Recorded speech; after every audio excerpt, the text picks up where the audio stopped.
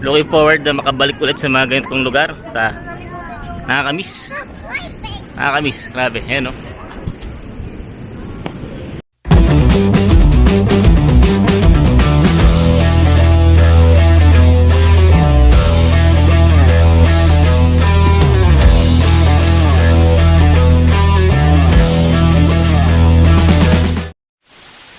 24 hours later. Good morning mga Kuya Dens. At dun sa nakaraang episode hindi na ako nakapag-outro. Gawa ng napagod na kami sobra sa biyahe kasi talagang inikot namin yung Calderiela region para lang makarating ng Candon. Ano? So, dire-diretso na sa pagod, nakatulog. Hindi na ako nakapag-outro. So, ngayon naman, ang itinerary namin dito, saglit lang kami kasi pabiyahe na rin kami kagad pabalik ng Manila. So, yung bahay pala ng auntie namin dito, halos katabi lang ng dagat. So, nandito kami ngayon. Papakita ko sa inyo. Ayan. Ako, medyo matagal-tagal din ako hindi nakapunta sa mga ganitong lugar kasi mula ng pandemic, mula nung nagkasakit ako hindi na ako nakakagala. Mamaya papunta tayo dun banda doon. Doon na sila. Naglalaro. So, ito ay hindi ko alam kung anong dagat ito, pero sa nakikita ko open sea kasi wala namang masyadong matanaw ng mga bundok-bundok doon sa dulo. At saka malakas yung alon. Ayan, alam ko isa yan sa mga sign na open sea ang dagat. So mamaya pupunta tayo. Sa mga nagtatanong bakit wala akong mask. Dito hindi naman daw na pinag-iigpitan ng mask sa tao kasi ano na to actually lahat ng mga karaniwan sa mga salubong kong mga tao dito hindi na nakamask. Okay, baka kasi sabihin nyo ba't di ka nakamask, pwede. Okay, so punta tayo doon later on. So try na natin pumunta doon. Medyo mainit pero mahangin naman kaya yung init is tolerable. Kailangan kong iabot yung shades ni ate. Baka kataka may shades ako dito, hindi ko sinusuot. Shades ni ate to. So ang lalakas ng alon sa nakikita ko. Tingnan niyo. Ayan. So kung nakikita nyo, malakas yung alon at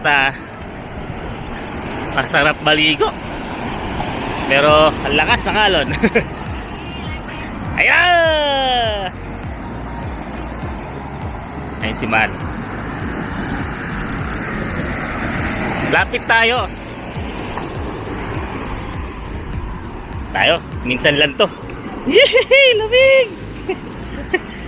Yehey! Ang tagal-tagal ko lang hindi nakapunta ng dagat. Kaya kahit mababad lang pa ako, samantalahin ko. Yoy! Kaya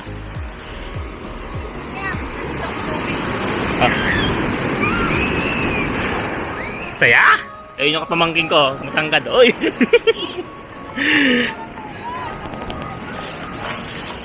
Ang lakas ng alon. Grabe. Nadadala nga ako tamang tampisaw lang, nabasa na yung aking tayo natin yung alon dito kasi sobrang lakas ano yun? Wait lang. So hindi rin kami magtagal dito, balik na rin kami doon at plano ng ate ko na mag swimming na lang, pero at least masaya ako kahit may saglit na time ay makapag beach. Sarap dito, grabe.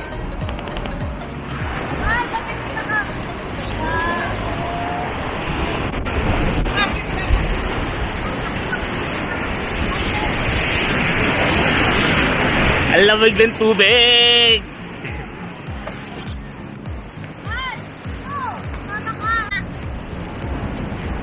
So babay muna dagat. Naiinitan na rin ako. Grabe. Namiss ko yun. Namiss ko yung feeling na bababad ka sa tubig. Pero dahil sabi ni ate may swimming pool daw na malapit dito.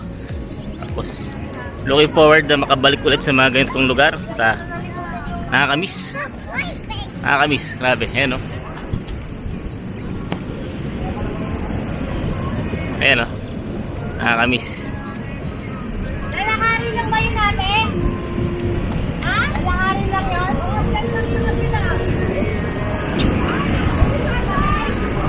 See you soon, dagat. See you soon, dagat. A few moments later.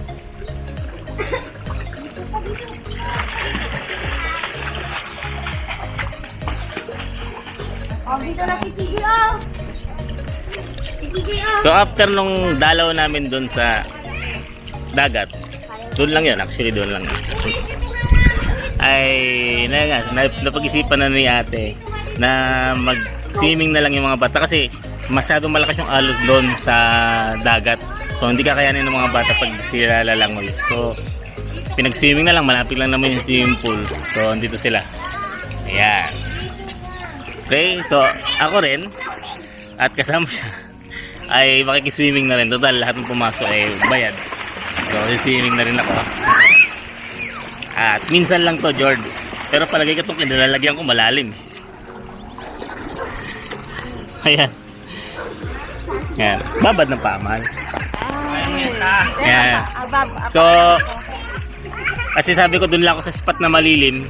Pero mukhang itong spot na malilim na din sa yung malalim. So, samahan nyo kami mag-enjoy sa swimming pool dito sa Candon.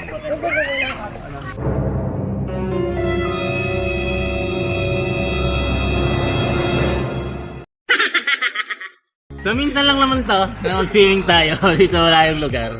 At alam ko maraming swimming pool sa Maynila, pero syempre galing tayo sa dagat kanina. Join na tayo, o yung nagka-cameraman. Langoy na. Yan. So malamig yung tubig kahit medyo mainit. Hindi ako marunong mag-vlog.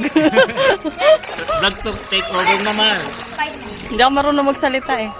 Hello vlog, sabi mo lang mga ganun. Naliligo po yung ano ko, si Kuya Dance. Mal, halata mo Sana di ako all. lumangoy. Sana all na lang. Langoy na, ang bira. Langoy ka, ano, Tad? Langoy ka. Na? Okay lang yan. Mabat kayo ma? Tangkad na yun. Oh. Sana all. Wow, si Masya! Turista! Turista yarn! Hi. Hi! I don't know how to swim. Masya, you know how to swim?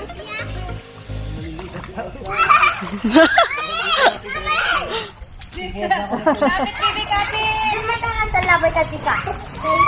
Ayun si Kuya Dance nyo. Lo. Kuya Dance niya, hindi marunong lumangoy. Oo. Wala eh, di ako marunong. Di ako pinaka... Kuya Dance nyo, ganyan lang oh. Kahit langoy aso, di marunong. Tumayo ko, ito yan, oh. Raring. Oh, look, there's a shark. Swimming pa nga ang Kuya Dance nyo eh. Oh. Ha? Kita ba ako? Siyempre hindi. Tamang gedli lang. Pag di marunong lumangoy, gedli lang tayo. Yung ginagawa mo kanina. Ha? Ano Yung yun? ginagawa mo kanina. Dali na. Wala na ako ng karir. Joke lang. Sabi, no shouting daw eh. Ingay ko. Shout out po sa ano, sa nag-swimming sa Ilocos Sur. Shoutout po sa punta ng dagat. Tapos nung dahil malakas sa alon, nag-swimming pool na lang. Dumayo ng swimming po sa Ilocos Sur. Di wow. Tamang hihiling lang. Langoy na. Langoy na.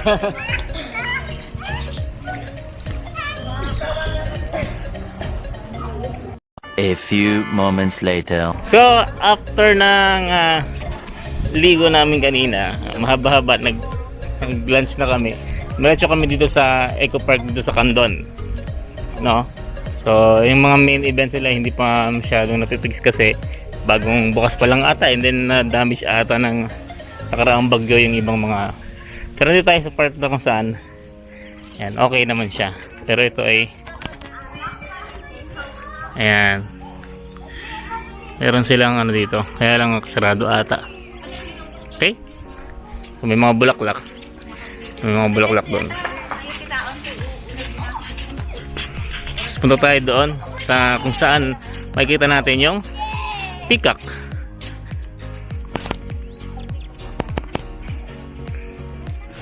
So let's go. Kasi after nito ay pull out na kami. Ayan. So, ito yung dadaanan natin. Ayan. So, ito yung nasa baba. Hey, yo, what the? Ayan. Why did we just Okay. walk into a bridge instead? So, tingnan natin yung mga iba't ibang klase ng peacock. Ayan. What pet Ayan is sila. it? Okay? I don't know. So, yun. Yung sample ng peacock na makikita dito sa Hey, yo! Eco Park na ito. Ayan. Uy. Uy. Uy. Kasi nag-ano pa siya ng kanyang feather. Tingin tayo dun sa iba.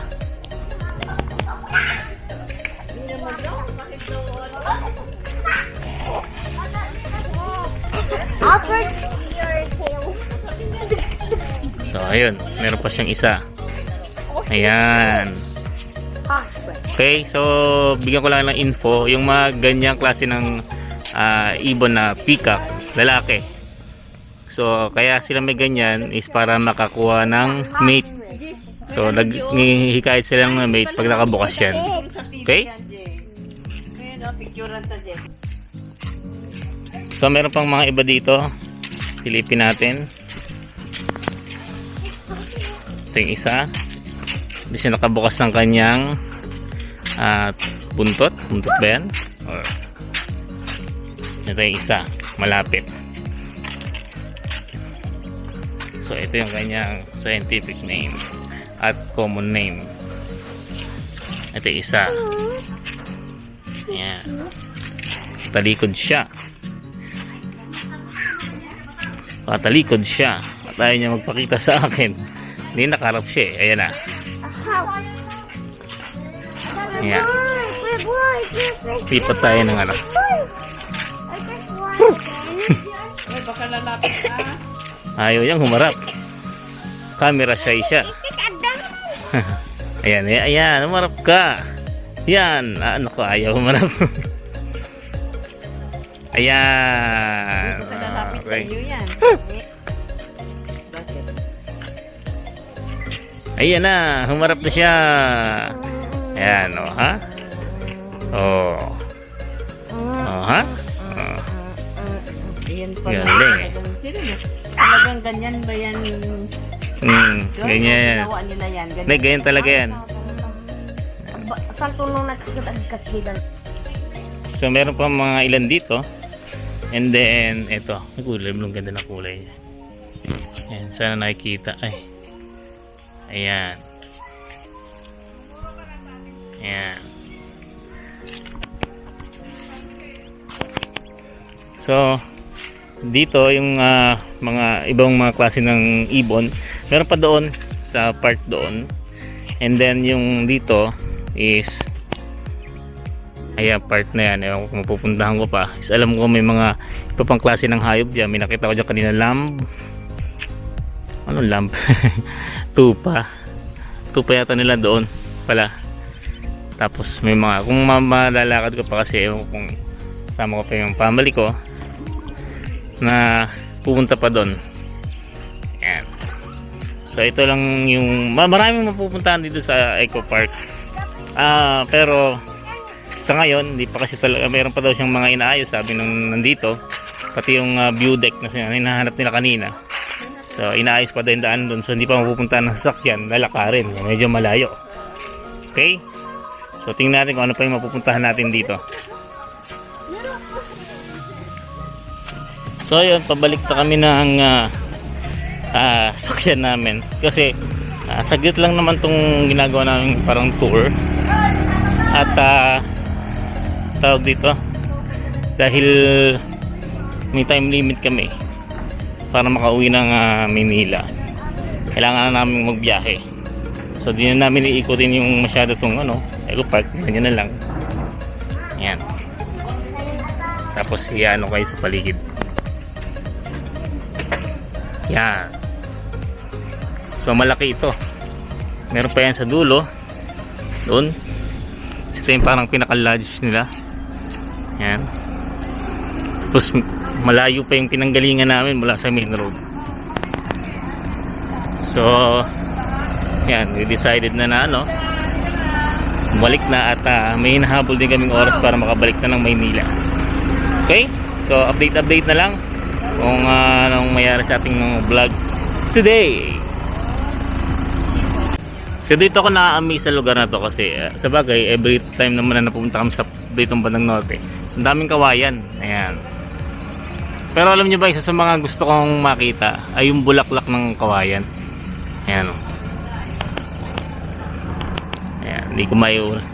Sa hindi po nakakaalam, ang kawayan po ay namumulaklak every 120 something years. 123, hindi ko lang maalala kung ano exact.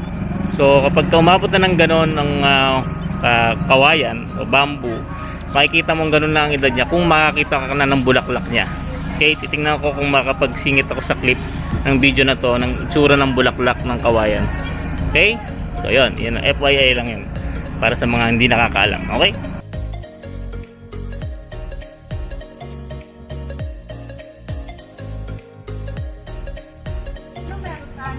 So ang ganda ng trip namin. Dito pa kami sa Candon talaga bibili ng halo-halo. Pero ayun nga, decide na kaming biyahe na pabalik. Hindi na kami nagtagal dun sa ano yan, yung pinanggalingan natin? Hindi, yung ano, yung Eco Park. So ito yung aming trip ngayon.